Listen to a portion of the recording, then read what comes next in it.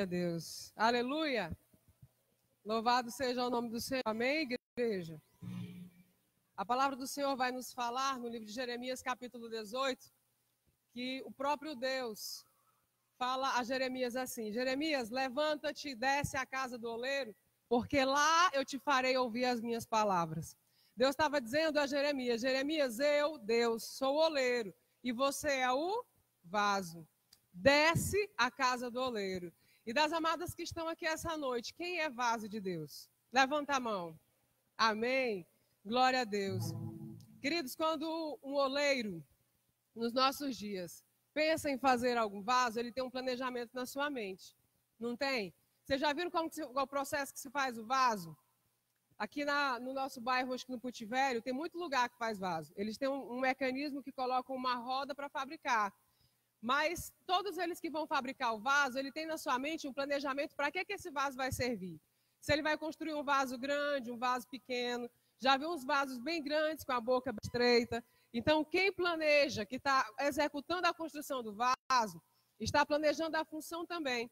E se Deus, na sua palavra, nos compara a vaso e ele é oleiro, eu posso dizer que para você, a qualquer uma que está essa noite, Deus tem uma função para cada um de nós. Para cada um de nós. E Deus, em sua infinita grandeza, misericórdia e amor, ele quer nos usar. A palavra dele no livro de 2 Timóteo, capítulo 2, versículo 20, ele vai dizer assim: numa casa não há somente vasos de ouro e vasos de prata, mas também vasos de barro e vasos de madeira.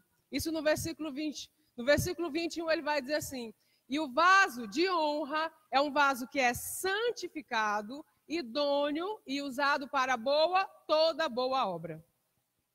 Então, o que é que o Senhor nos ensina nesse texto? Ele está querendo dizer assim: não importa, mulher, se tu é vaso de ouro, se tu é vaso de prata, se tu é de madeira ou se tu é de barro.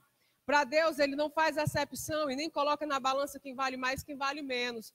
Para Deus, o vaso de honra, e existe o vaso de desonra. Para Deus, o vaso de honra é o vaso que é santificado, o vaso que é idôneo e que é usado para toda boa obra. E o que eu quero dizer às amadas essa noite com esse texto? Deus, quando nos criou, não nos fez somente para ser mulheres cristãs santas e idôneas. Porque a palavra diz que para sermos vaso de honra para o Senhor, nós temos que ser dedicadas a toda boa obra. Então, o que é que nós entendemos com isso? O Senhor criou a mim e você para ser santa, para ser idônea, mas também para fazermos a obra dele. Vamos abrir a palavra do Senhor no livro de 2 Coríntios 3,14. O irmão vai colocar no telão. Aleluia. Se alguém pudesse me trazer água, eu agradeço.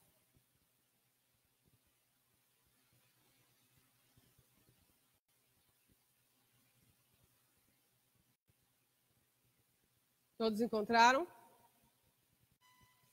Queridos, esses dias, estudando a palavra do Senhor com um pastor amigo, ele trouxe à lembrança a história de um homem de Deus que foi muito poderoso sobre essa terra. Talvez algumas não o conheçam.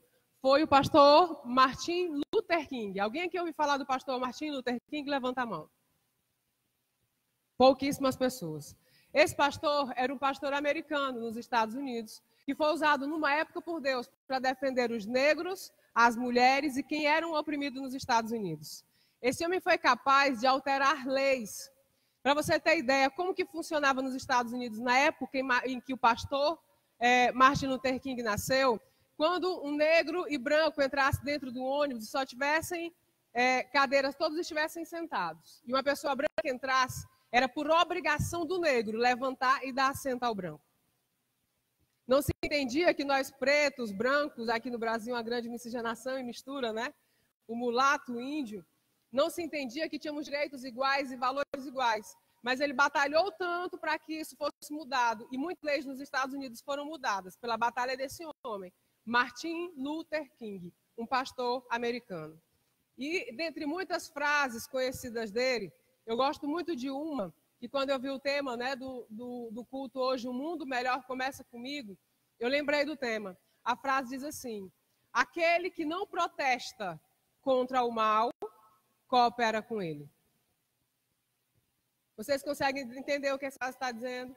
Ele está dizendo assim, aquele ou aquela, como nós estamos aqui, que não protestar contra o mal, coopera com ele.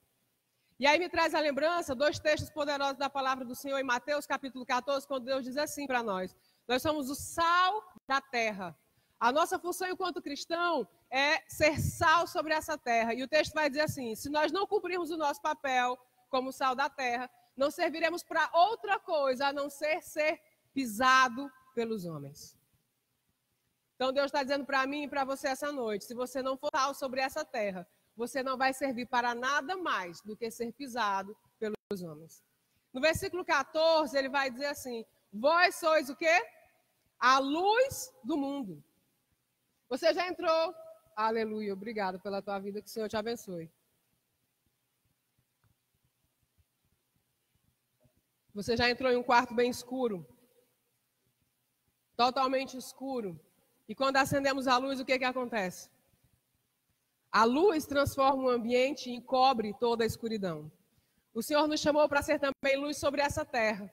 Deus está querendo dizer assim, que o mundo melhor vai começar quando nós entendermos o nosso papel. Quando formos luz suficiente para trazer luz à escuridão das trevas. E aí eu quero ler com as amadas esse texto de 2 Coríntios. Todas encontraram? 2 Coríntios, capítulo 13, versículo 13.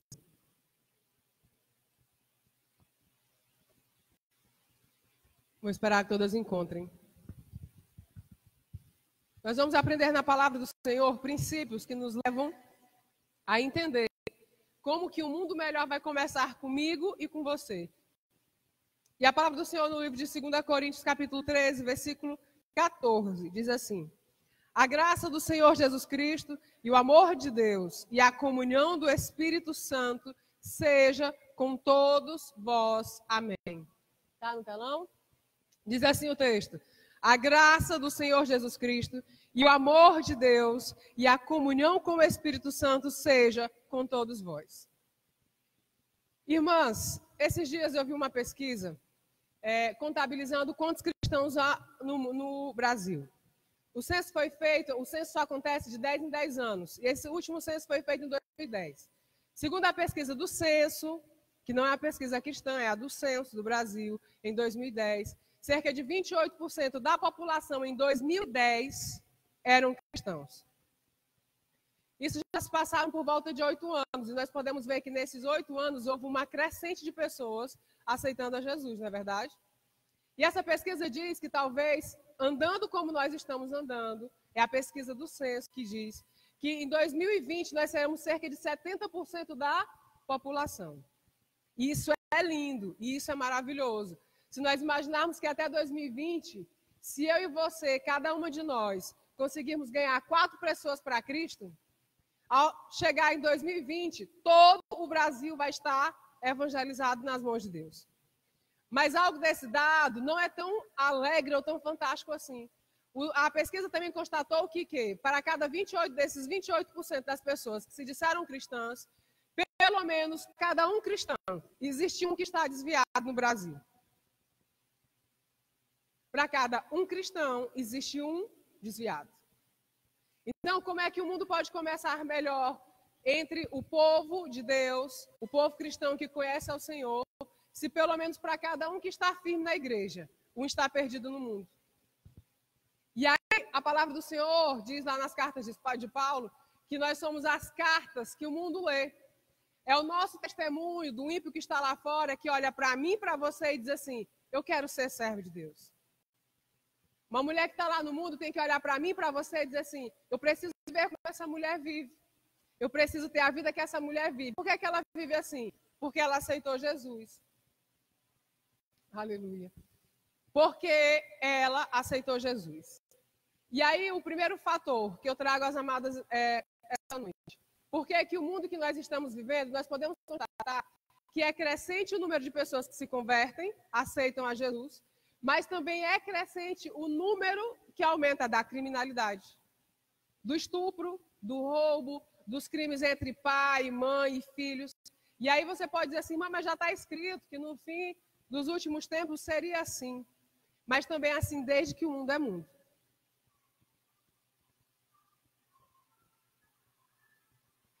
Como missionária, e eu quero me apresentar, missionária Aliciane, um prazer estar aqui essa noite. Agradeço a oportunidade da igreja, muito feliz. Trouxe comigo parte família, minha mãe, minha irmã, minhas filhas e amigas. Nós somos da Assembleia de Deus Shekinah, do pastor Oséias Pontes, da pastora Fernanda. E somos missionários e trabalhamos assim lá. E fazendo missão nessa cidade, há algum tempo atrás, nós fomos fazer missão na Cracolândia. Aqui, embora muita gente nem saiba ou acredite que existe Cracolândia em Teresina, mas existe. E uma coisa que nos entristeceu muito o coração foi que nós saímos pela madrugada, cerca de meia-noite, 1h da manhã, com um salmista, com um violão, cantando louvores de adoração ao Senhor, para atrair aqueles que estavam feridos, que estavam doídos, que estavam machucados pelo mundo. Para dizer para eles que ser cristão e aceitar Jesus é solução de parte dos problemas, e como a Bíblia diz, é ter vida e vida em abundância. Mas algo nos entristeceu quando chegamos lá. Podemos perceber que a cada pessoa que nós evangelizávamos, que nós estávamos cantando louvor, elas concluíam a letra do louvor que nós estávamos cantando. Quando nós íamos ler um texto, 80% deles já sabiam o texto.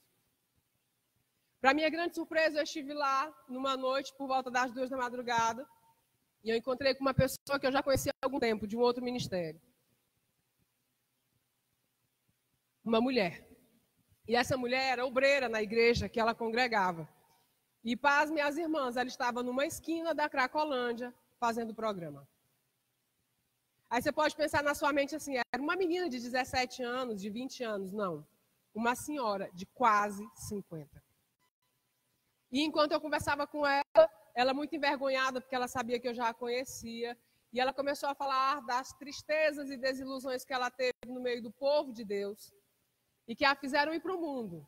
E ela dizia assim para mim, irmã, o mundo me ama, o mundo me quer, assim como o povo da igreja não me quis. No meio da igreja tem muita picuinha, no meio da igreja tem muita inveja, no meio da igreja tem muita conversinha, muito disse-me-disse. Tem as panelinhas, é a irmã que não gosta da fulana, que não gosta da beltrana, que fala mal da outra, e a outra fica sabendo. E ela disse assim, mas o mundo gosta de mim.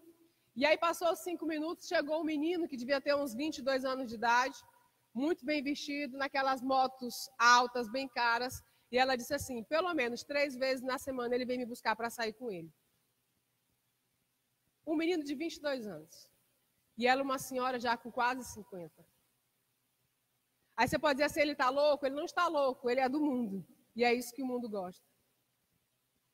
Mas nós podemos perceber, estivemos ali em outros lugares, que grande parte da população hoje, que já foi evangélica um dia, está magoada, dolorida, ofendida. Porque um dia esteve no meio de uma igreja que é para amar, que é para curar, que é para sarar, e expulsaram do meio do povo de Deus. E a grande maioria, infelizmente, nem são homens. Porque a gente sabe que o homem é muito prático do que conversa, né? O homem não gosta muito de fofoca, um começa a fofocar, o outro corta. Mulher, não. Mulher, tu viu a vida da fulana, tu viu isso? E o que foi? Me conta. E assim vai espalhando e assim vai causando feridas. Mas nós, como cristãs, precisamos construir um mundo melhor. E lendo esse texto da palavra do Senhor em 2 Coríntios 13, 14, o texto é assim, a graça do Senhor Jesus Cristo, o amor de Deus e a comunhão do Espírito Santo seja com todos. E aí o texto diz assim, a graça do Senhor Jesus Cristo. Pregamos isso muito nos cultos. A graça do Senhor é a graça que salva, foi a graça que me salvou. Um Jesus amado e perfeito que subiu o madeiro para ser crucificado, morto, para nos dar salvação. Todos conhecem a Jesus muito bem. Jesus foi crucificado por mim e por você, para dar salvação para mim e para você. E o texto vai dizer assim, o amor de Deus, já foi até lido essa noite acerca do amor de Deus. O amor de Deus é incondicional sobre todas as pessoas, homens, mulheres e crianças. Se você é assassino, traficante, não importa. Deus ama a todos. Mas existe parte de Deus que é muito esquecida e talvez às vezes nem conhecida hoje no meio da igreja. O texto vai dizer, a graça do nosso Senhor Jesus, o amor do nosso Deus soberano que criou todas as coisas que todos nós conhecemos, mas uma parte da divindade é muito esquecida nos nossos dias. O texto diz assim, a comunhão do Espírito Santo. Nos dias de hoje, existe uma grande dificuldade no meio dos cristãos entender o que é essa comunhão com o Espírito Santo. E aí eu quero lembrar você que o próprio Deus deixou na sua palavra, Jesus, quando foi morto e crucificado, que voltou e foi visto pelos discípulos, ele disse assim: eu não vos deixarei órfãos, eu mandarei outro, o Consolador, que é o Espírito Santo. E qual é o papel desse Espírito Santo? A Bíblia vai dizer que é aquele que nos ensina todas as coisas e aquele que nos dá a direção de todas as coisas. Então, por que ele é tão esquecido? Fala muito da graça de Jesus, tanto do amor de Deus, mas quem pode dizer verdadeiramente na sua alma e no seu coração essa noite, dizer assim: eu tenho comunhão com o Espírito Santo? Talvez muitos nem o conhecem. E por isso, o meio cristão anda tão abalado e anda tão terrível as pessoas saírem das igrejas, ou por comportamento de quem está dentro, ou por fraqueza de si próprio. Porque esse Espírito Santo é quem dá a direção, é quem convence do pecado, é quem convence da justiça e do juízo. E se nós não tivermos comunhão com ele, seremos cristãos que estamos sobre essa terra, vindo aos cultos, levantamos as nossas mãos em adoração e dizemos: Senhor, te adoro, Senhor, te sirvo, Senhor, eu entro em tua presença. Mas quem é o Espírito Santo? Por isso, tão terrivelmente estamos vivendo nos nossos dias de hoje. Infelizmente. A Bíblia vai dizer, irmãos, em Hebreus capítulo 13, versículo 8, quem está sempre com de nós sabe que é um dos textos que eu mais amo na palavra do Senhor. Hebreus 13, 8 vai dizer assim: Jesus Cristo é o mesmo ontem, hoje e será eternamente. Você compreende e concorda que Jesus Cristo é Deus? Então, se esse Jesus Cristo que é Deus é o mesmo ontem, hoje, será eternamente, o Deus Pai que nós falamos que é o Deus amor também é o mesmo ontem, hoje e será eternamente. E se a divindade se faz de Deus Pai, o Filho e o Espírito Santo também é o mesmo de ontem, o de hoje e será eternamente. E quem é esse Espírito Santo? O Espírito Santo, nós vamos ver Jesus falando que Jesus é o mesmo ontem, hoje, eternamente. E aí, se você puxar na sua memória, segundo a palavra de Deus, você vai lembrar que Jesus, enquanto esteve sobre essa terra, ele operou sinais e maravilhas, curas de surdos, de pessoas deficientes que não conseguiam caminhar, paralíticos, que Jesus ressuscitou mortos. E Jesus diz assim: eu sou o mesmo de ontem, de hoje, eternamente. E esse mesmo Espírito Santo que age, que trabalha nas nossas vidas, é o mesmo de ontem, de hoje e de eternamente. E eu posso dizer para você com toda a convicção plena que essa palavra é verdadeira. Vocês olham para mim e não conseguem imaginar ou entender que eu sou o milagre de Deus. E não vou contar hoje porque é muito extenso, não é o tema. Mas por onde eu ando, eu preciso falar disso, porque foi para isso que Deus me libertou e me salvou. Crendo nessa palavra que Jesus era o mesmo de ontem, de hoje, eternamente.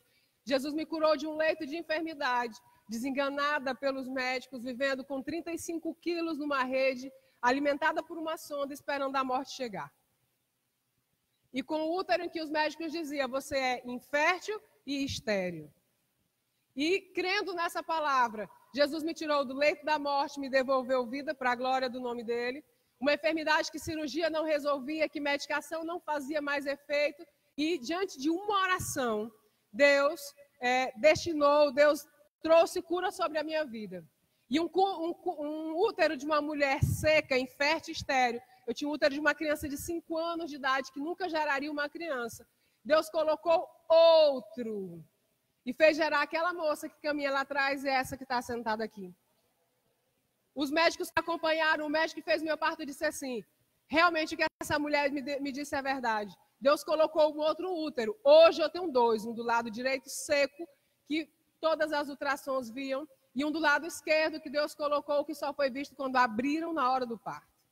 Para a glória de Deus. Então eu sei, eu creio, porque eu vejo a manifestação de Deus sobre essa terra. Então, nós temos que crer que esses milagres e esses sinais seguirão aos que creem. Vocês viram essa moça dançando aqui em cima? Alguns meses atrás, ela é minha irmã, ela me mandou uma mensagem de WhatsApp. e ela mandou um laudo médico e ela disse assim, Alice, vê o que é isso e vê que você entende. E quando eu vi, imediatamente eu disse para ela, isso é hérnia de disco grave. Ela sentia dores que ela não conseguia banhar o filho. Ela tem um ministério de dança profético poderoso, Deus usa de forma poderosa na dança. E ela disse, eu não posso mais dançar porque eu não tenho como fazer movimentos, tomava rédeos fortíssimos. E já estava decidindo em sua mente em procurar a nossa direção da igreja e dizer aos pastores, eu não posso dançar mais porque a enfermidade que eu tenho não permite que eu dance mais. Para vocês situarem, hoje eu ouvi um zuzuzu de umas pessoas do mundo, que a Anitta, essa que dança em todo lugar, que fazia aquelas coreografias terríveis, está com hérnia de disco e o médico disse para ela, nem mais um movimento que você fazia antes, porque as dores são terríveis. E uma pessoa me dizendo que ela teimou em um show, ela saiu de ambulância rapidamente para tomar medicação porque as dores são insuportáveis. E nós estávamos em um culto alguns meses atrás, um pastor de Fortaleza veio ministrar, e ele estava pregando, ele simplesmente soltou o microfone e ele disse assim, Deus está me dizendo que vai usar as pessoas que estão aqui hoje para orar por elas mesmas para que sejam curadas de enfermidades. E eu estava passando por uma crise respiratória e eu falei para Deus, então Deus, é hoje que eu vou ser curada, alguém vai vir orar por mim ou eu vou ser curada? E quando eu disse isso para Deus, Deus disse assim, não, quem vai ser curada hoje é a sua irmã, cura ela e ora por ela. E quando eu disse assim, eu vou procurar minha irmã, que eu me virei, irmãos, ela estava atrás de mim, eu segurei na mão dela. Ela já se abaixou, nós começamos a orar e Deus disse para mim, eu estou curando a minha serva, a tua irmã agora. E quando eu orava por ela, eu vi uma mão entrando na coluna dela e segurando em 3 pontos específicos que queimavam como uma brasa. E em oração eu disse a Deus, Senhor, se o que eu estou vendo é o que o Senhor está fazendo, faz ela sentir. E oramos, levantamos, fomos para casa, meu esposo perguntou o que Deus havia me falado, eu disse, eu não posso falar nada enquanto ela não disser nada. E 6 dias depois ela me procurou, ela disse, Alice, eu fui curada. Eu dei banho no meu filho, eu fui a uma consulta médica, subi e desci a escada com ele, não estou tomando medicação, as dores desapareceram. E ela disse assim, enquanto você orava, existe uma hora que você tocou no lugar e eu senti como brasa, como fogo. E eu disse para ela, quando você estava sentindo como brasa, Deus estava mostrando, eu estava dizendo para Deus, faz ela sentir, Deus. E ela está aqui hoje dançando para a glória de Deus, porque ela creu que esse Jesus que nós servimos e pregamos é o mesmo de ontem, é o que faz milagres e que usa as nossas vidas hoje e será eternamente. Aleluia! Então, se não tivermos comunhão com o Espírito Santo, não entendermos quem é esse Espírito Santo, nunca viveremos de forma plena a vontade de Deus sobre essa terra. A palavra do Senhor vai dizer assim, como eu já disse, em 2 Timóteo, o vaso pode ser de prata, o vaso pode ser de ouro, o vaso pode ser de madeira, o vaso pode ser de barro, mas para ele ser vaso de honra para Deus, ele tem que ter santidade, ele tem que ser idôneo e ele tem que ser usado para toda boa obra. Nós estamos vivendo em um tempo, irmãs, que o diabo, assim como no início de todas as coisas, investiu na vida da mulher para derrubá-la e conseguiu fazendo assim com Eva, ele está investindo nas nossas vidas nos dias de hoje. Sempre nos trazendo a palavra que a cultura do mundo hoje é, a mulher tem que ser empoderada, a mulher pode todas as coisas. E aí, uma das coisas que eu entendo que nos faz não fazer um mundo melhor começar conosco, é não compreender quem nós somos. Se não sabemos quem não somos, imagina uma pessoa que não tem propósito, não sabe para onde vai, tem sonhos e nem tem projetos. Quando ela chegar aos 40 anos, aos 50 anos, ela vai olhar para trás e vai dizer assim, eu não fiz nada, eu não conquistei nada e nem sei para onde eu vou. Então nós vemos, infelizmente, muitas mulheres. A palavra do Senhor diz que a mulher tem que viver em submissão ao marido, mas não é a submissão do chicote, não é a submissão da ordem. A palavra, quando diz submissão, ela diz submissa a uma missão. Nós, como mulheres auxiliadoras, temos que ser submissas a uma missão. E aí, quando sempre os nossos maridos, ou enquanto jovem, têm funções na igreja, têm cargos na igreja, nós sempre dizemos assim, não, o meu marido já está cumprindo o papel e eu sou a mulher. Mas Deus chamou o homem e a mulher. Abra a palavra do Senhor no livro de Efésios, capítulo 1. Eu vou esperar você abrir para você ler comigo. Efésios, depois de Atos, Romanos, Coríntios, Gálatas, para ficar mais fácil de achar. Atos, Romanos, Coríntios, Gálatas, Efésios, capítulo 1. Aleluia.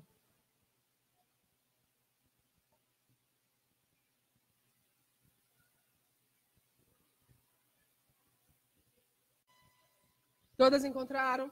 Diz assim a palavra do Senhor. Versículo 3. Versículo 3. Bendito Deus Pai de nosso Senhor Jesus Cristo, o qual nos abençoou com todas as bênçãos espirituais nos lugares celestiais em Cristo. Versículo 4. Como também nos elegeu nele antes da fundação do mundo, para que fôssemos santos e irrepreensíveis diante dele em amor. E o versículo 5 diz assim: e nos predestinou para filhos de adoção de Jesus Cristo, para si mesmo, segundo o beneplácito de sua vontade. Esse beneplácito é uma autoridade, é uma instância superior. No versículo 11 diz assim: nele digo, em quem também fomos feitos herança, havendo sido predestinados, conforme o propósito daquele que faz todas as coisas segundo o conselho da sua vontade. O texto vai dizer assim: eu e você fomos predestinadas em Deus para um propósito. E aí eu faço uma pergunta a você essa noite. Você está vivendo plenamente o propósito de Deus, não é o seu na sua vontade, não é os seus planos, é o propósito de Deus para a sua vida? A Bíblia vai dizer em Romanos assim, que por ele, por causa dele e para ele são todas as coisas. Então a minha vida e a sua vida, em tudo que fizermos, é para a glória de Deus. E ele está dizendo assim, que ele nos elegeu nele antes da fundação do mundo, no versículo 4. E ele nos predestinou para ele conforme o propósito da vontade dele. E aí eu pergunto de novo, você está vivendo o propósito de Deus, a vontade de Deus para a sua vida hoje? Quando o texto diz assim, ele nos elegeu nele antes da fundação do mundo, o texto está querendo dizer o quê? Quando Deus criou céus e terra, criou as plantas, criou os animais, Efésios está dizendo assim, ele predestinou você e a mim antes da fundação do mundo. Então ele está dizendo o quê? Que antes de criar o planeta Terra, todas as coisas que nela há, Deus sonhava comigo e com você e já planejava a minha vida e a sua vida. Lembra que no início eu falei assim, o oleiro, todas as vezes que vai criar um barro, um vaso, primeiro ele planeja na sua mente para qual função será esse vaso. Assim também é Deus. Abra Salmo 139, 16. Aleluia. Salmo 139, 16.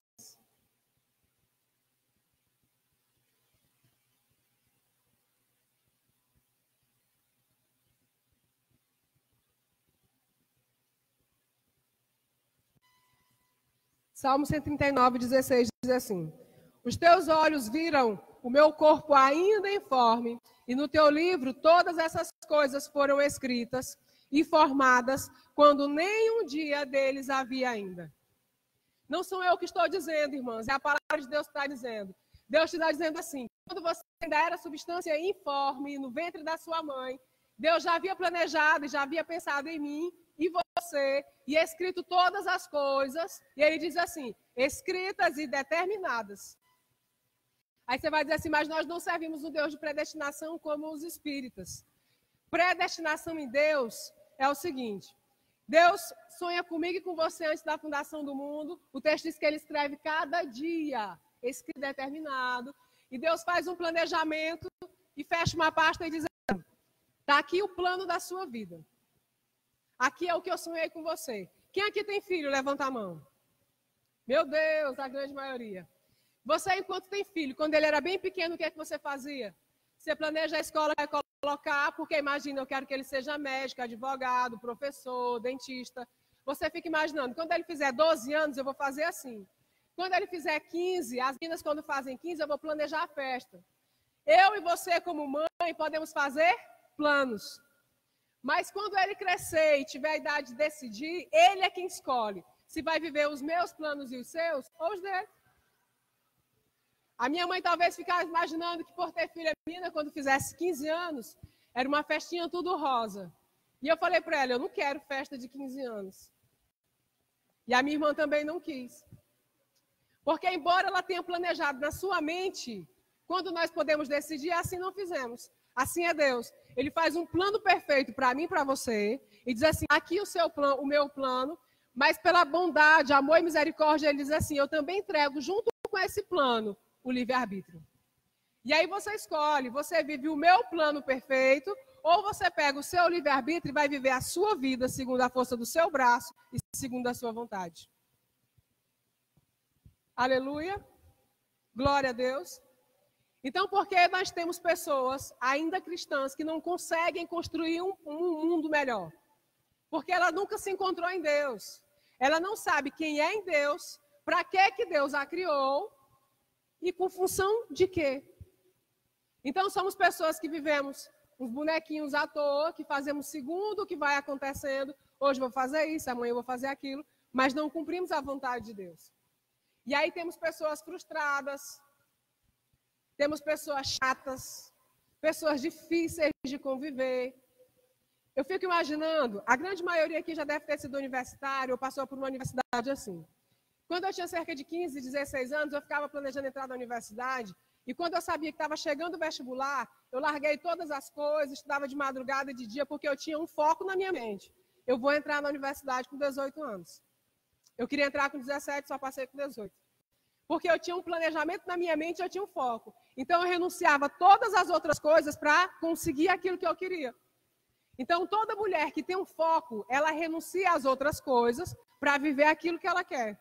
Mas nós não temos que viver o que nós queremos. Temos que viver o plano de Deus.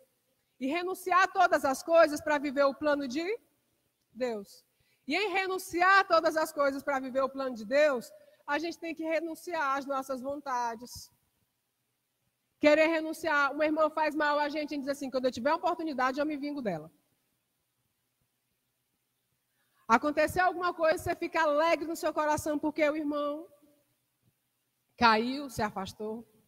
Porque não sabemos quem somos em Deus e para onde vamos e com função de quê sobre essa terra.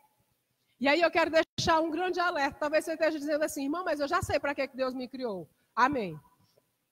Mas se você ainda não sabe, para aquilo que Deus te criou, irmão, você precisa descobrir. Abra 2 Coríntios rapidinho. 2 Coríntios 13, 14.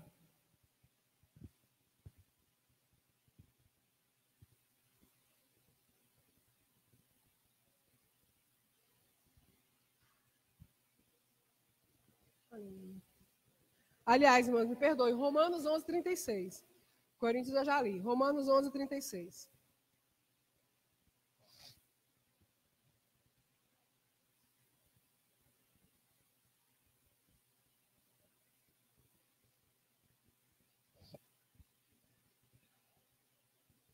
Diz assim o texto, quem não encontrou eu vou ler.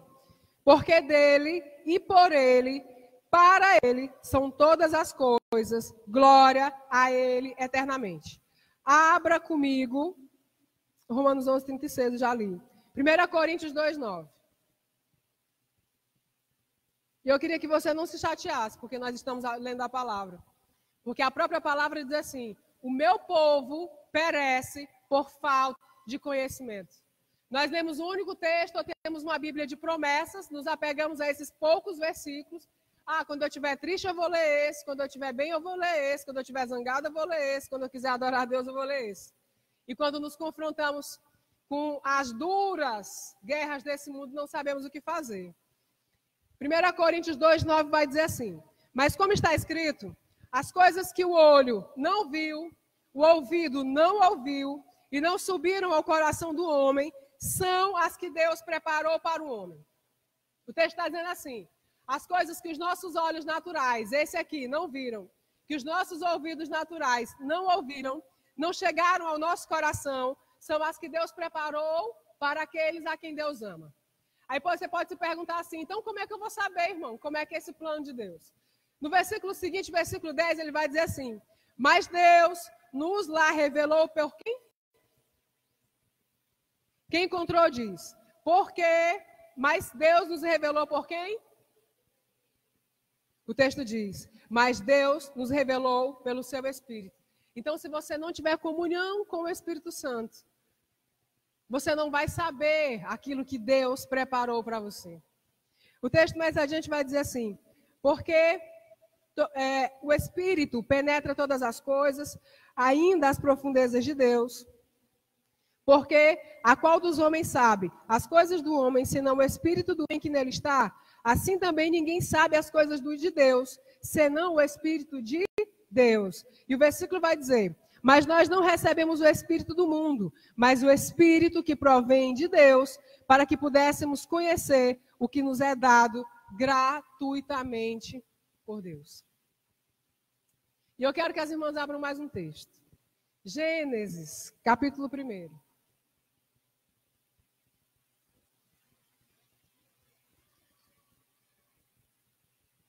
Versículo 27.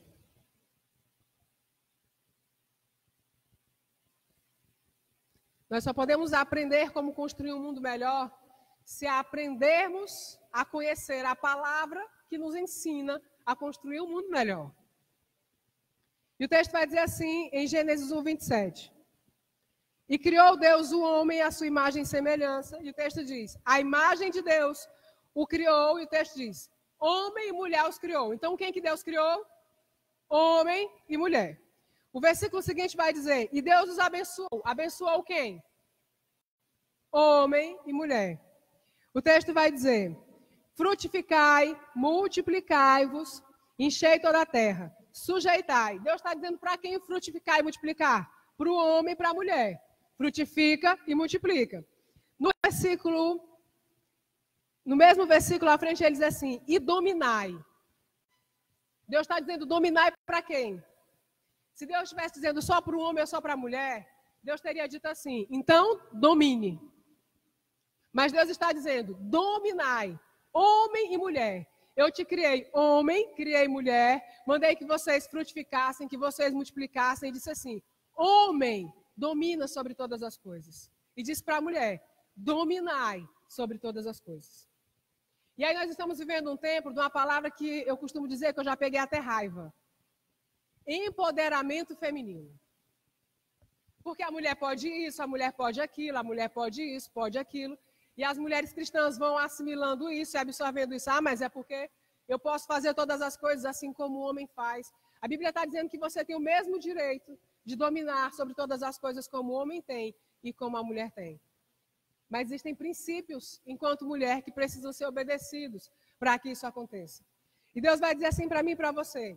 Eu criei você, cada uma de vocês, para executar e realizar uma obra sobre essa terra. Já viu uma expressão que costumamos dizer assim, irmão, você faz o que na igreja? Não, irmã, eu sou crente só do banco. Alguém já ouviu? Será que a gente tem que ir, irmã, só do banco? Com certeza tem, né, irmão? Porque todo lugar tem.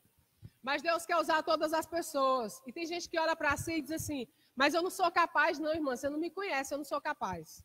Ou então você diz assim, irmão, o que é que você quer fazer para Deus? Irmão, não sei fazer nada. E tem gente que diz assim, eu até sei fazer alguma coisa, mas você não sabe a luta que eu passo na minha casa. Então eu não consigo fazer nada, irmão, porque a minha luta é muito grande. Não consigo fazer nada. E aí eu quero lembrar as irmãs, algumas mulheres de Deus que estão na palavra do Senhor, que nos ensinam que não importa que circunstância ou situação você viva, a sua obrigação é servir a Deus, trabalhar para Ele. E é ser, como assim o texto vai dizer lá em Jeremias, ser santificada, ser idônea e para toda a obra. Você já ouviu falar um ditado popular que não está na Bíblia, tá, gente? Tem gente que diz assim, está escrito na Bíblia. Não está escrito na Bíblia, não. É um ditado popular. Que diz assim, mente vazia é a oficina do diabo. Então, a mente da mulher cristã vazia, que não tem ocupação em Deus, ela só perde tempo com fofoca, em brigar com o marido, em estressar com o filho. Para o mundo se tornar melhor, ele tem que começar a ser melhor dentro da minha casa e da sua casa. Você vai estar andando na rua com a sua família e as pessoas estão dizendo assim, meu Deus, que família é essa? Eles andam sempre abraçados. No mundo de hoje que você senta no restaurante, está cada um com o celular na mão. O pai, a mãe, o filho, as crianças, todo mundo se comunicando pelo WhatsApp.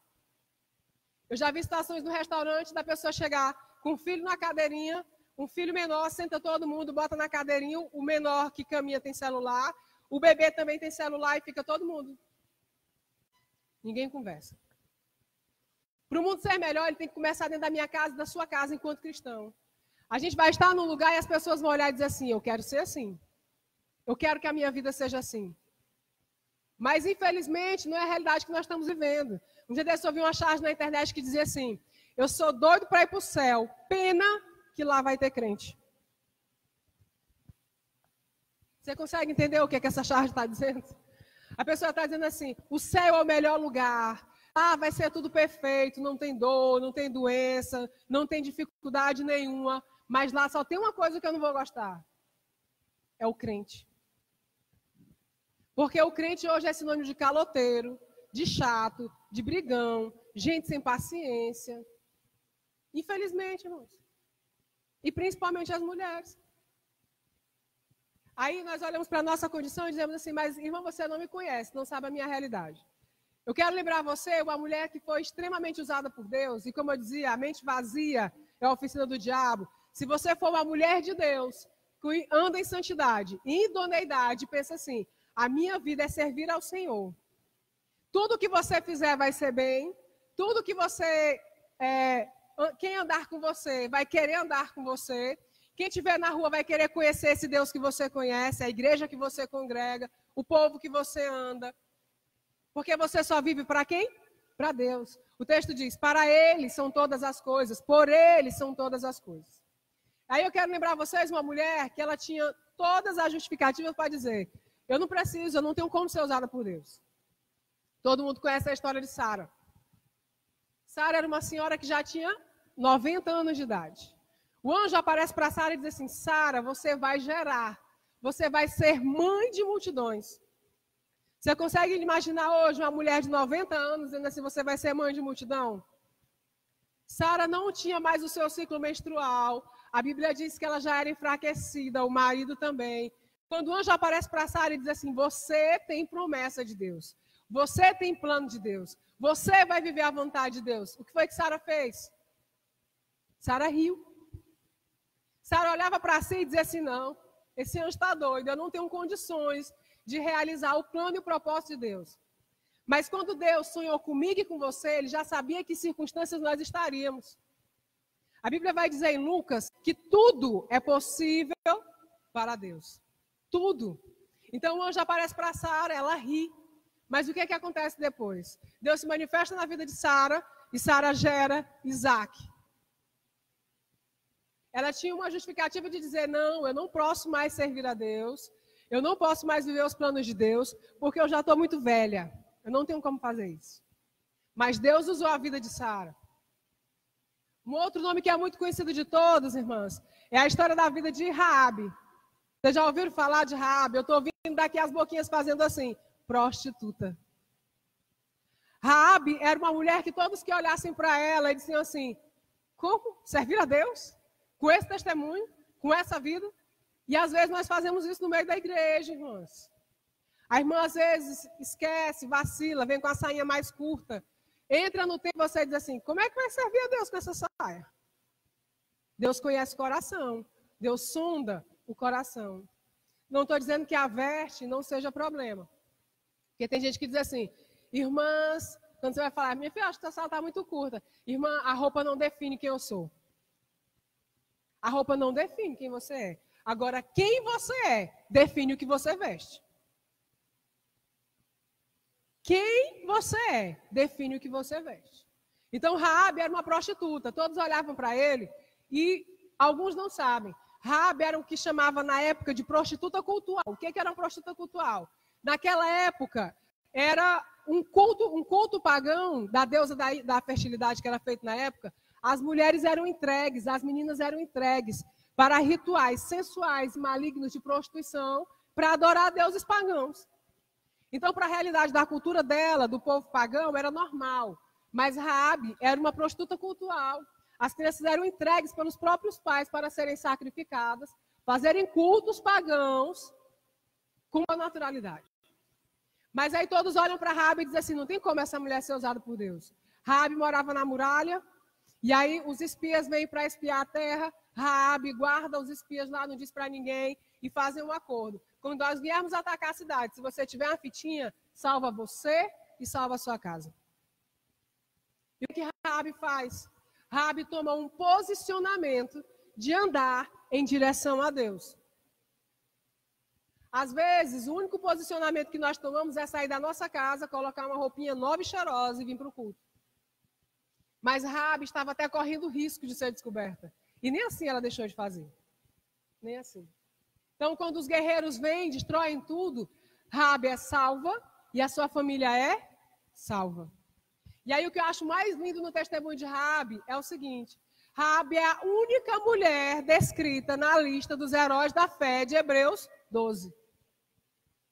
Está vendo o que é que Deus pode fazer na vida de uma mulher?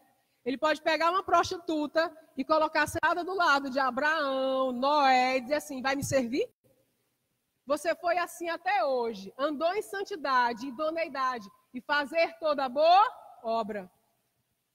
A Raabe foi usada para auxiliar os guerreiros. Ela foi usada para toda boa obra. E aí, a todos aqueles que se dedicam em fazer a obra de Deus, a vontade de Deus, tem uma honra e um galardão sobre a tua vida. E sobre a vida da Raabe, uma das grandes coisas e mais poderosas é essa. Ela saiu de prostituta cultural a heroína da fé. Você consegue perceber? Então não importa se você já tem 50, não, irmão, já tenho 50 anos, eu estou cansada. Deus usou Sara. Irmãos, eu ainda venho para a igreja, mas a minha vida, você não sabe, lá fora. Quando eu entro para cá, eu finjo que sou cristã. Deus é todo poderoso para transformar todas as coisas. Uma mulher que eu gosto muito é a Maria. Embora muitos cristãos não gostem dela. Tem cristão que se encontrar alguém falando de Maria, mas é de Satanás, não é de Deus. Irmãs, coloca uma coisa na sua cabeça. Quando Deus planejou trazer o seu filho unigênito à terra, ele procurou uma mulher no meio da multidão e viu Maria. Será que essa mulher não tinha santidade o suficiente para gerar no seu útero o filho de Deus, o Salvador do mundo? O problema não era a vida de Maria, é o que as pessoas, depois de Maria, fazem com a vida dela. Se as pessoas a idolatram, o problema é de quem idolatra Maria, não foi da Maria que foi serva de Deus. Em Lucas 1,38, Maria diz assim para Deus, para o anjo: eis aqui a tua serva, se cumpra em mim a tua vontade. Será que essa mulher não estava querendo ser usada por Deus? Será que você pode olhar para dentro de si hoje, se o anjo descesse aqui e aparecesse, você teria a ousadia de dizer para o anjo: eis aqui, Senhor, a tua serva, que se cumpra em mim a tua vontade, não a minha. Executa o teu plano na minha vida. Já viu gente que diz assim: irmão, eu não vou para o culto tal dia porque tem meu filho. Eu não vou ao culto tal dia porque tem meu marido. Eu não vou fazer isso tal dia porque eu tenho isso outro para fazer. Deus diz na sua palavra que quando ele trouxe o dilúvio, as pessoas estavam vivendo normalmente, cada uma a sua vida. Mas Maria quis ser usada. Maria quis ser vaso de honra para Deus e não vaso de desonra. Uma outra menina que é muito conhecida na palavra de Deus, a serva de Naamã. A cidade dela, a Síria, foi atacada. Ela foi levada como escrava para a casa do general Naamã. E aí você pode imaginar a vida de uma pessoa que você está no convívio da sua família. Acontece uma guerra hoje. Eles te pegam, te sequestram, te levam para outra nação e te levam para ser escrava nesse lugar. Será que você tem motivo suficiente para lastimar, para murmurar, para dizer assim: eu não vou fazer mais nada, Deus não quis nada comigo, eu não tenho mais o que servir a Deus? A menina foi levada cativa para a Síria, servia como escrava. Quando ela viu as feridas de Naamã, o que foi a primeira coisa que ela fez? Ela era tão convicta do Deus que ela servia, ela tinha tanto o amor de Deus que já foi dito essa noite, que ela pensou assim: mesmo sendo escravizada por esse homem, eu posso dizer a ele que eu conheço um Deus que faz todas as coisas. Ela se preocupou em ser para ele, para a glória dele, do que para a vida dela. A serva se preocupou em ser usada por Deus. A serva se preocupou em ser vaso de honra para Deus. Será que nós estamos a todo momento preocupadas em ser vasos de honra para Deus? Uma coisa nós temos que ter por certeza. A Bíblia vai dizer assim, que a igreja é um corpo bem ajustado, e cada um tem a sua função. E eu garanto a você que a sua função não é só preencher o banco que você senta. Você já viu como é que funciona o corpo? A minúscula célula que você enxerga, ela tem uma função fisiológica sobre o seu organismo. Então Deus estava dizendo assim, por menor que você se sinta, por menor que você acha que seja, você tem uma função no organismo chamado igreja. Para que você frutifique, para que você dê testemunho e para que o mundo lá fora olhe para você e diga assim, tem jeito para esse mundo. Esse mundo vai mudar. Irmão, só mais uma água, por favor. E para encerrar os exemplos, eu quero falar da vida de só mais uma mulher. Quem aqui conhece Débora na palavra? Está embaixo?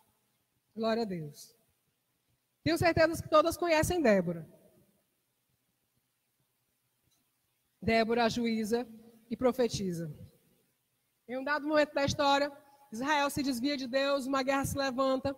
E aí Deus dá, como profetiza, Deus dá uma visão a Débora e diz a Débora, Débora, tem água. Débora, eu vou te dar uma ordem. Você vai procurar o general do exército de Israel e vai dizer para ele, olha, convoca 10.000 homens e sobe a guerra, porque eu já dei vitória na mão de vocês. Diz a Baraque. Aí Débora sai do seu lugar, vai até Baraque e diz a Baraque, olha, Deus mandou te dar um recado, viu? Pega 10.000 homens e sobe para a guerra, porque Deus já deu vitória. Aí o que é que Baraque faz? Gente, ele era o general do exército. Ele olha para Débora e diz assim, eu só vou se você for comigo. Ele olha para o testemunho de vida daquela mulher e diz assim, eu posso até ter força, eu posso até ser um grande guerreiro, mas se Deus não estiver, não vai acontecer. Então, um homem de guerra olha para uma mulher de Deus e diz assim, eu só vou à guerra se essa mulher for junto. Será que o teu marido consegue olhar para você e dizer assim, nós vamos enfrentar essa guerra, porque você, que é a minha mulher, que é mulher de Deus, está na guerra junto comigo? Será que ele consegue dizer?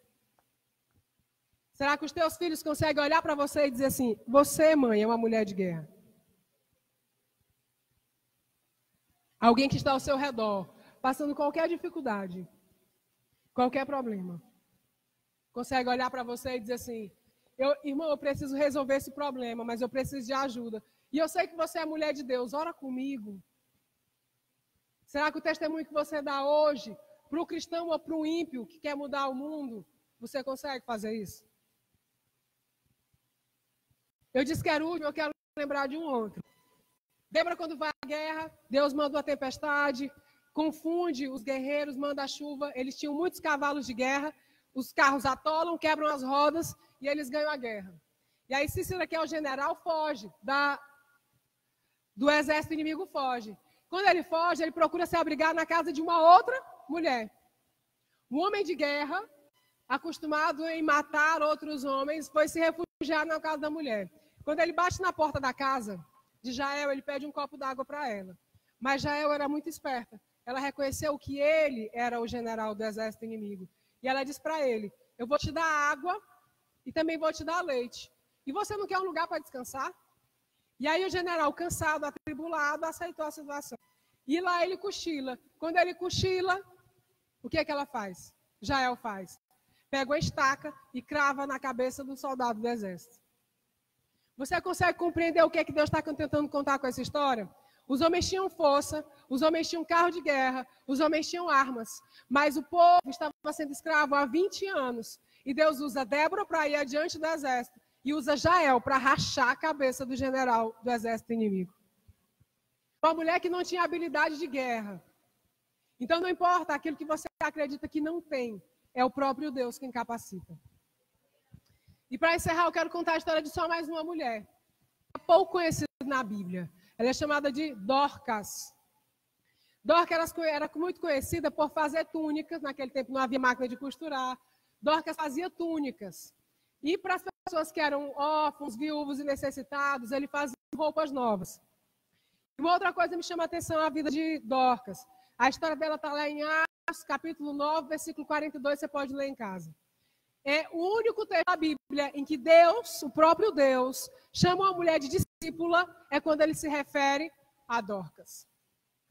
Dorcas era tão especial em fazer a boa obra, em andar em santidade, em idoneidade, que quando Dorcas morre, as pessoas que estão ao seu redor se entristecem tanto que eles dizem assim: Deus, como é que pode morrer uma mulher de Deus dessa? Não vai ficar assim, não. Chama os discípulos. Vão atrás dos discípulos, os discípulos vêm para orar para Dorcas ressuscitar.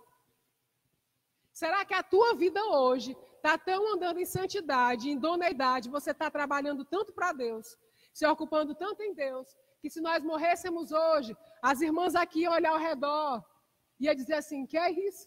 A irmã Maria morreu? Vai não. Chama um profeta e vamos orar que essa mulher tem que ressuscitar, porque ela tem que ficar sobre essa terra. Será que Dorcas era a mulher que fazia um mundo melhor, irmãos? Tem gente que morre e as pessoas vão só ver o corpo, já assim. Aí ficou como era bonzinho, como era isso. Mas não pensa nada naquilo. O seu íntimo está dizendo assim: graças a Deus que foi embora. Menos um sobre essa terra com esse espírito aí. E Dorcas não, era uma senhora. E aí a Bíblia vai dizer que quando Dorcas morre, os discípulos ressuscitam Dorcas, porque ela era uma mulher de Deus. O testemunho foi tão poderoso que grande parte da população que não conhecia a Cristo passou a servir a Deus. Será, irmãos, que a nossa vida hoje é tão poderosa em Deus para sermos testemunhos dessa forma, que se a gente morrer, ninguém ressuscitar. Vamos imaginar assim: eu vou morrer, mas ninguém vai orar para me ressuscitar. Mas eu mesmo morri, no testemunho da minha vida é tão poderoso que tem gente que vai olhar e vai dizer assim: ela morreu. Mas a vida dela era tão em Deus que eu preciso aceitar Jesus para ter uma vida como essa mulher aí. Para quando eu morrer em Deus. Será que vamos, irmãs? Às vezes, quando falamos de construir um mundo melhor, nós sempre trazemos à lembrança o amor de Deus. O amor de Deus é soberano sobre todas as coisas. Ele é capaz de transformar todas as coisas. Mas Deus criou a mim e você, cada um com a personalidade, um temperamento e com princípios que precisam ser obedecidos. Para construirmos um mundo melhor, temos que viver totalmente balizado nessa palavra. A Bíblia vai dizer em 1 Coríntios, capítulo 3, versículo 16, que nós somos santuário de Deus, que nós somos casa de Deus e que nós somos casa do Espírito Santo. Casa do Espírito Santo. E aí, lembrando do que eu disse no início, o Espírito Santo é aquele que ensina todas as coisas e aquele que nos dá a direção de todas as coisas. E aí eu quero deixar mais uma pergunta e ler um texto para a gente encerrar. E que você vá para casa pensando nisso. Se você tem 1 ano de cristã, 5 anos, 10 anos, 20 anos, a vida que você leva, ou levou até aqui hoje, e quando amanhecer o dia você vai levar, é em comunhão com o Espírito. Comunhão com o Espírito não é só você dizer assim: não, eu estou bem santinha, estou bem boazinha e o Espírito está comigo. Quando você tem comunhão com alguém, eu tenho comunhão com a irmã Diana. Eu vou comer churrasco na casa dela, eu tomo o suco dela, bagunço a casa dela, converso com ela, eu tenho comunhão com ela. Mas eu digo assim para você, irmãs, eu tenho comunhão com esse púlpito de madeira. Mas esse púlpito, ele não fala comigo, eu não escuto esse púlpito. Onde eu vou, eu não levo o púlpito comigo. Onde o púlpito vai, ele não me leva com ele. Isso é comunhão? Então vamos imaginar que no nosso meio, acredito que não, espero que não, né, irmãs? No nosso meio tem irmã que levanta de manhã, aí tem 3 filhos para dar café. Meu Deus, o horário, acordei atrasada. Cadê o fogão? Cadê a roupa? Cadê o carro? Vamos entrar todo mundo, vamos para a escola, vamos para o trabalho, vamos para o colégio. Passo o dia todo trabalhando. Meu Deus, a casa está suja, eu vou limpar a casa. Vou dormir. Eita, Deus, me perdoa. Eu estou tão cansada que eu não consigo nem orar. Esse dia foi de comunhão com o Espírito. Aí você diz assim: irmã, mas tem o culto da terça ou da quarta, que eu não sei se é aqui. E tem o culto do domingo. Você queria ter um filho para você ter comunhão com ele só uma vez no mês? A minha mãe, quando eu passo 3 dias sem ver ela mandou uma mensagem para o meu WhatsApp. Missionária Aliciane, você foi enviada a algum campo missionário e esqueceu de me avisar? 3 dias, irmãos. Com 3 dias, a minha mãe percebe que não está tendo comunhão comigo. Agora, tem gente no nosso meio que para ter comunhão só a cada 6 dias. No 7º, ele renova a comunhão. Senhor, eu vou para o culto, eu vou botar minha roupinha, vou levantar a mão, vou adorar a Deus. Aí quando você vem, o que você guarda é tão pouco, que quando chega na segunda-feira você já esqueceu. Esqueceu. Você já veio para algum culto que o pastor pregou, você se emocionou, a palavra falou com você. Aí você encontra alguém no fim do culto que chegou atrasado, não participou do culto, e a pessoa te pergunta assim, irmão, como é que foi o culto? Meu Deus, foi uma bênção. O pastor pregou muito, a palavra falou comigo, você vai para casa. Quando chega lá pela terça-feira, alguém te procura, irmão, não fui para o culto, o pastor pregou o quê? Irmão, não sei. Eu só sei que foi maravilhoso, mas eu não sei. Existe um estudo científico que tudo aquilo que você ouve aqui agora, daqui 24 horas, você só vai lembrar 13%. Se passar 48 horas e você não vê isso de novo, você não lembra mais de nada. É um estudo científico para as nossas mentes. Então, para ter comunhão com o Espírito, precisa viver com Ele. É se ajoelhar de dia, se ajoelhar de noite, acordar nas madrugadas, orar e esperar Deus falar. E eu quero encerrar. Abra 1 João. 1 João, lá no finzinho da Bíblia, está difícil achar, vai para o Apocalipse e volta. 1 João, capítulo 4.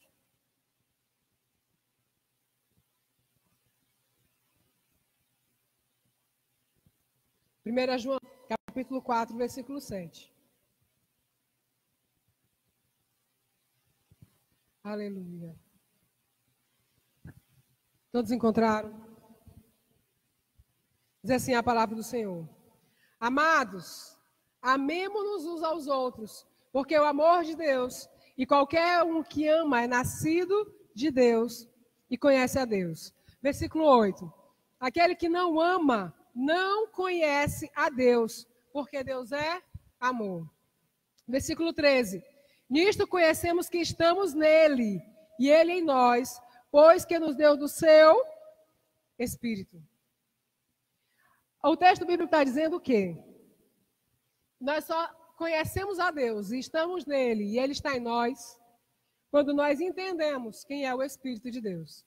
Então, se hoje, essa noite, você ainda não sabe quem é o Espírito de Deus, ou não tem comunhão com o Espírito Santo, fique preocupada, porque Deus nem está em você e você não está em Deus.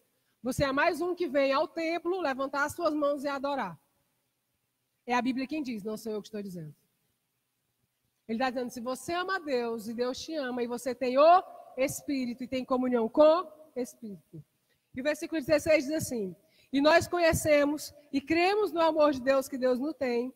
Deus é amor, e quem está em amor está em Deus e Deus nele. Amém? Aleluia. E só quero dizer mais algo. Entre essas coisas que nós aprendemos e entendemos, acerca de compreender quem é o Espírito, ter comunhão com Ele, de quem somos em Deus e para que Ele nos criou, existem todos os princípios da palavra do Senhor que precisam ser obedecidos acerca de todas as coisas, que hoje não daria tempo para nós falarmos. Da mulher acerca do marido, da mulher acerca dos filhos acerca da mulher, do povo de Deus acerca da igreja, do povo de Deus acerca da liderança, do povo de Deus acerca dos seus pastores. Então, no nome de Jesus, eu deixo uma palavra. Vocês, mulheres de Deus que querem servir a Deus, primeiro princípio, de ser vaso de honra. E não andar, porque quando não andarmos nas ruas, as pessoas olharem para a gente e disserem, olha lá um vaso de desonra. Precisamos andar em santidade e idoneidade e compromissados com a obra de Deus. E essa idoneidade vale respeitar o irmão menor que está na recepção, ao pastor e ao líder que está acima de nós. Às vezes nós encontramos situações em que pessoas não conseguem obedecer regras e hierarquia. E eu trago à memória um único texto para encerrar. A vida de Davi e Saul. Davi era pequenininho, Saul olhava para ele e dizia assim, mas eu sou rei. E Saul começou a aprontar. Davi foi ungido rei. E Saul continuava aprontando, tentava matá-lo. E várias oportunidades Davi teve para acabar com a vida do seu inimigo ou daquele a quem ele achava que não precisava ter respeito. Mas Davi olha, porque esse amor de Deus não é o nosso amor. O amor de Deus é o amor que ele olha para mim e para você. É a velha de 90 anos, de 100 anos, é a prostituta, é a serva escrava. O amor é o mesmo. É quem está acima de mim, quem está hierarquicamente abaixo de mim. Amém? Eu agradeço a Deus a oportunidade, agradeço a Deus pelo convite. E eu quero orar. Eu peço a oportunidade só para orar pelas irmãs essa noite. Irmãs, nós precisamos construir um mundo melhor. E esse mundo só vai ser construído se nós, mulheres, nos apegarmos a essa palavra.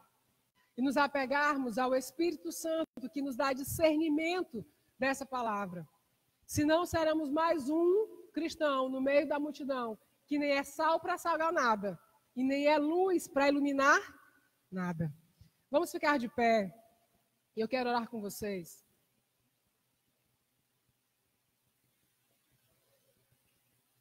Vamos fechar os nossos olhos e agradecer ao Senhor por essa oportunidade. Deus grande, eterno e soberano, Pai, eu te sou grata por essa oportunidade de estar no meio do teu povo, de mulheres de Deus, e trazer a tua palavra.